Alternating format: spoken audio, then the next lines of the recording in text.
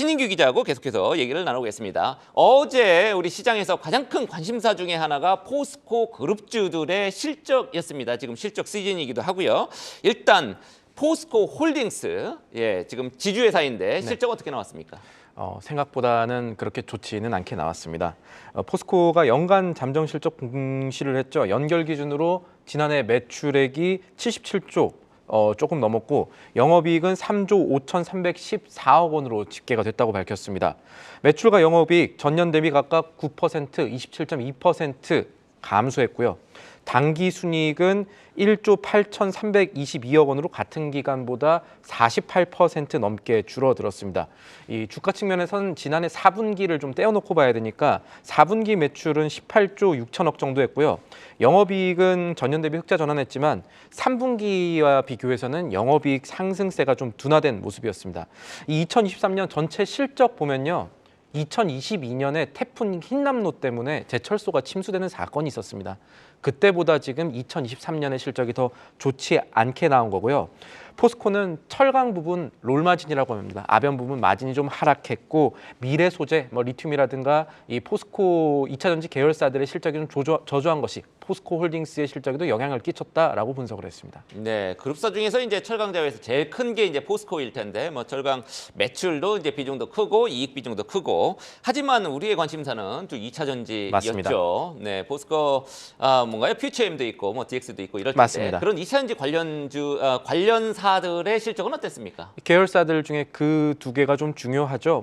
DX 같은 경우는 코스닥 코스피 상승률에서 굉장히 많이 뛰었던 순위에 들었던 기업이기도 하고 일단 포스코 퓨처엠부터 말씀드리겠습니다. 안 좋을 거는 알고 있었는데요. 컨센서스보다도 내려갔습니다. 증권사들이 추정하는 시장 추정치보다 좋지 않았고 이 공시 자료에는 전체 연간 실적만 이번에 잠정 실적으로 났는데 주가 측면에선 4분기 중요합니다. 4분기가 더 중요하니까 따로 떼어내서 정리를 해봤는데 매출은 4분기에 1조 1천억 원 정도 기록을 했고요. 영업이익 적자 전환했습니다. 737억 원 손실이 났거든요.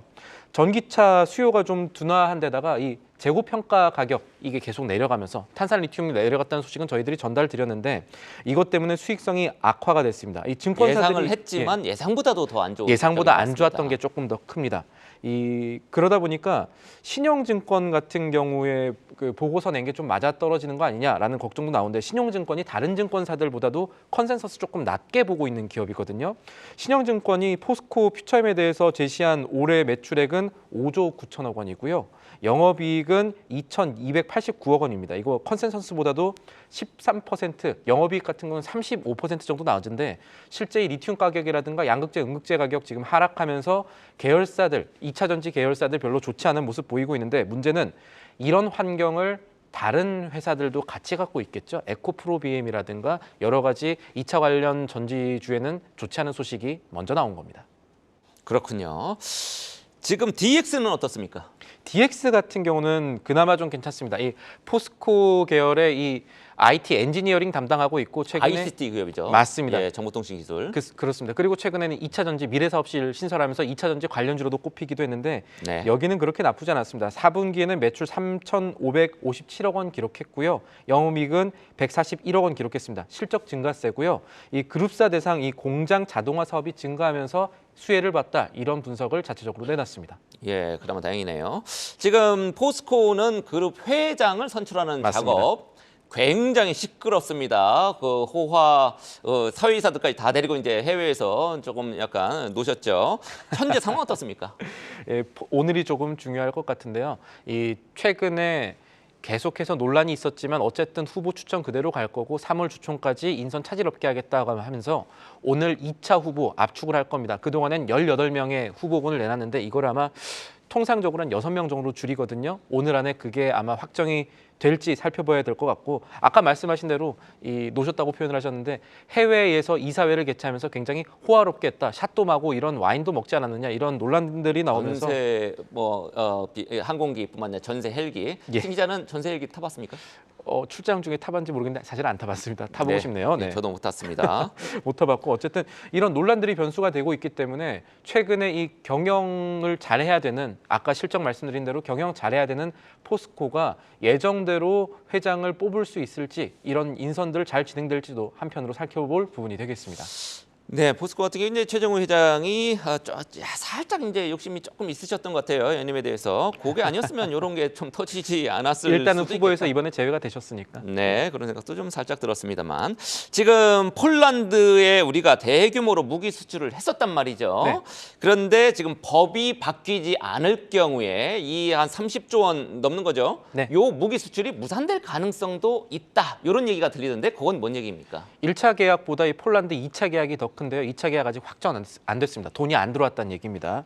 이게 무슨 얘기냐면 수은법 때문에 그렇습니다. 수출입은행법 때문에 그런데 쉽게 말하면 지금 수은이 보증서 주고 돈 빌려줘야 되는데 폴란드에 돈 빌려줘야 되는데 이게 지금 법상 잘 안 되고 있다는 겁니다.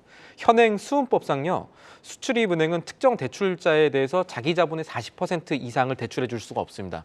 근데 지금 자기 자본이 수출입은행이 18조 원이니까 7조 정도를 대출해 줄 수가 있는데 폴란드 1차 계약에서만 폴란드에 6조 원 정도의 대출을 해준 겁니다. 그래서 한도를 대부분 소진을 한 거죠.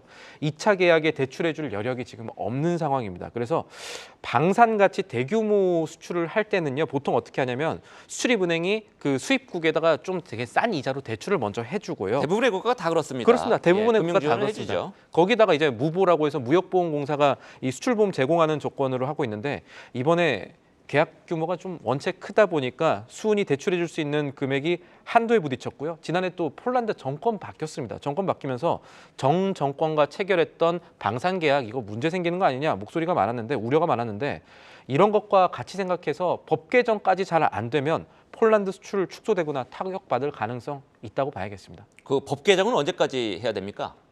핵심부터 말씀드리면은 아마 2월 2일이 마지막 데드라인이 될 것 같습니다. 며칠 안 남았네요. 예. 그 1월 임시국회가 사실상 마지막이라고 보는 사람들이 많습니다. 왜냐하면은 4월 총선 이제 준비를 해야 되기 때문에 1월이 마지막인데 일단 내일 국회 본회의가 있는데 임시국회 본회의에서 통과되기 어려울 것 같고 그러면 다음 주에 있을 2월 1일 국회 본회의가 사실상 마지막이 될 것 같습니다.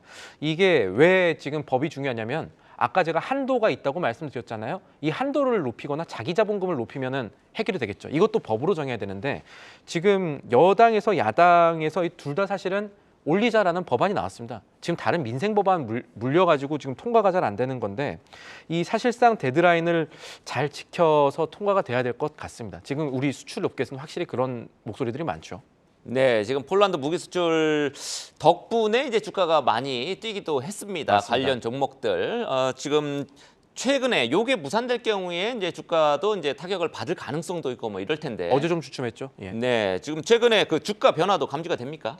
주가 변화가 이제 어제에 조금 떨어지는 흐름들이 나왔었는데 이게 추세일지 아니면 잠깐 계속해서 올라가는 주식 잠깐 숨고르는지는 봐야겠지만 폴란드 무기 계약 얘기가 사실은 중요할 겁니다. 이 1년 동안 이 방산주 주가 추이가 꽤 좋았습니다. 그것은 우리나라의 폴란드 방산 주요 수출 현황이 꽤 괜찮았기 때문인데요. 지금 표 보시는 것처럼 하나 에어로스페이스와 하나 시스템 같은 경우는 지금 12조 원 가까이 한화 계열사에서만 지금 수출을 한 건데 그러다 보니까 한화 에어로스페이스 같은 경우는 1년 동안 주가 92% 뛰었습니다.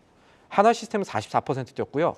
한국항공우주 카이도 15% 뛰었고 현대로템 같은 경우는 지난해 7월에 주가 고점 찍고 내려와서 이제 1년 단위로는 한 5% 정도 올라갔는데 특히 주가 추이를 보면은 하나에어로스페이스나 하나시스템 고점 도달한 거 아니냐 이거를 판단할 수 있는 이벤트가 이번 임시국회가 될 전망입니다. 수은법 개정되기를 바라는 투자자분들 많을 것 같습니다. 여러분들 이제 원전 관련주 관심 많으시죠? 오늘 뭐 우진엔텍 뭐 상장하기도 합니다만 우라늄 가격이 17년 만에 최고치다 이런 얘기들 최근에 이제 드렸습니다. 얼마나 올랐습니까? 우진엔텍한테는 좋은 소식일 수도 있겠네요. 지금 우라늄 주간 가격 보면요, 17년 만에 최고치입니다. 파운드당 달러로 보는데 파운드당 100달러 넘어갔어요. 이게 2022년에는 평균 한 50달러 약간 넘어가던 수준이었거든요. 파운드당. 그런데 최근 자료인 2024년 1월 3주차 105.81달러로 기록이 됐습니다. 굉장히 많이 올라간 거죠. 네, 왜 이렇게 올랐죠? 일단은 여러 가지 요인들이 있는데 하나는 러시아 우크라이나 전쟁 지속되면서 천연가스가 굉장히 비싸졌습니다. 그러다 보니까 각국에서 아이고 이거 LNG 발전 대신에 원전 해야 되는 거 아니냐라는 것들 때문에 우라늄 가격이 많이 올라가기 시작했고요. 또 영국이라든가 프랑스 이런 나라들이 신규 원전 계획 발표한 것도 우라늄 가격에 영향을 미쳤습니다. 그러면 동시에 우라늄 생산은 잘 되고 있느냐? 여기서 차질이 일어나고 있습니다. 러시아에서 우리나라 우라늄 수입을 많이 하고 있는데 이 부분에 좀 문제가 있을지 봐야겠습니다. 왜냐하면 미국의 하원이요 최근에 러시아산 우라늄 요거 수입 금지하는 법안을 지금 통과를 시키고 있거든요. 이런 것들이 변수가 되고 있습니다. 네, 저번에도 말씀드렸습니다만 이제 하지만 우리가 원전의 발전 비중이 한 30% 정도 됩니다. 굉장히 크죠. 그래서 우라늄 값이 뛰면 우리 발전 단가도 올라가는 거 아니냐 이렇게 생각을 많이 하시는데 우라늄 그 원료가 차지하는 비중이 10%도 안 됩니다. 그만큼 안정적이기 때문에 우리가 원전을 기저발전 이렇게 이제 얘기를 하는 것이죠. 어찌됐든 지금 우라늄 가격은 뭐 뛰고 있는 거는 팩트니까 이렇게 뛰게 되면 우리 원전 관련주들 움직임에도 이제 영향을 끼칠 텐데 포인트는 어디에 있습니까? 관련주 잠깐 말씀드리기 전에 아까 말씀하신 거 잠깐 받아가지고 한수원 쪽에서 말씀하신 대로 발전 단가 올라가는 거 아니냐라고 했는데 한수원에서는 일단 최소한 6년 정도 연료 확보했다라는 얘기들을 하고 있는 것도 살펴볼 부분이고요. 보통 이제 장기 계약을 맺죠. 우라늄 맞습니다. 계약은. 그래서 이제 관련주로 다시 넘어가 보면요. 일단 하나 젊은 분들은 우라늄에 직접 투자하시는 분들이 있습니다. 미국에 가면은 우라늄 ETF 개발 기업 같은 거 모아놓은 ETF 상장하는 것들이 있거든요. 글로벌엑스에서 이제 내놓은 우라늄 ETF 이거 지금 상승세가 이어질지 살펴볼 부분이고 국내 관련주들 역시도 보통은 우라늄 가격이 오르면 이 원전 관련주들이 상승하는 이 양의 상관관계를 가지고 있습니다. 그래서 두산 에너빌리티라든가 뭐 도화 엔지니어링 이렇게 기존에 이 관심 많이 받았던 원전 관련주들 흐름들이 좋지 아니면 좋지 않을지 살펴봐야겠습니다. 지금 상황에서는 긍정적으로 볼 가능성이 조금 높아지고 있는 거죠. 네, 우라늄 가격 상승이 관련주에는 긍정적이다. 이렇게 지금 종합을 했습니다. 지금까지 신인규 기자였습니다. 수고했습니다.